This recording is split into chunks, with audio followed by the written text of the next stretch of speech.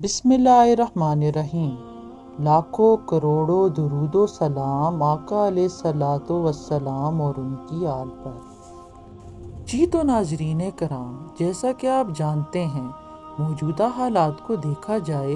تو مسلمانوں میں باہمی افتراق و انتشار اور جنگ و جدل کی وبا پھیل چکی ہے، اور ایسا ماحول پیدا ہو گیا ہے کہ جس میں انسان کو اپنا دین بچانا بھی مشکل نظر آ رہا ہے۔ ایسے حالات کی پیشن گوئی آقا علیہ الصلوۃ والسلام نے 1400 سال پہلے ہی کر دی تھی۔ ایک حدیث کے مطابق حضرت ابو سعید خدری رضی اللہ تعالی عنہ سے روایت ہے،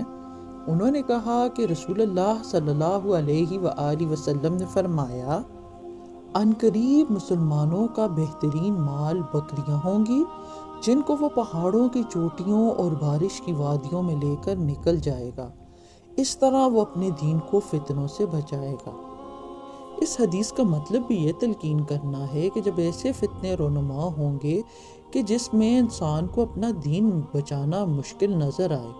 اس وقت نجات کی راہ یہی ہوگی کہ گوشہ تنہائی اختیار کر لیا جائے اور جس قدر ممکن ہو سکے اپنے آپ کو دنیا والوں سے الگ تھلگ کر لے۔ چنانچہ فرمایا کہ ایسے میں سب سے بہتر صورت یہ ہوگی کہ ایک مسلمان بس چند بکریوں کا مالک ہو اور وہ ان بکریوں کو لے کر کہیں دور جنگل میں یا پہاڑ پر کسی ایسی جگہ چلا جائے جہاں کوئی چراگاہ اور پانی ملنے کا ذریعہ ہو، اور وہاں ان بکریوں کو چرا کر ان کے دودھ کی صورت میں بقدر حیات غذائی ضروریات پر قناعت کر کے اپنی زندگی کے دن گزارتا رہے،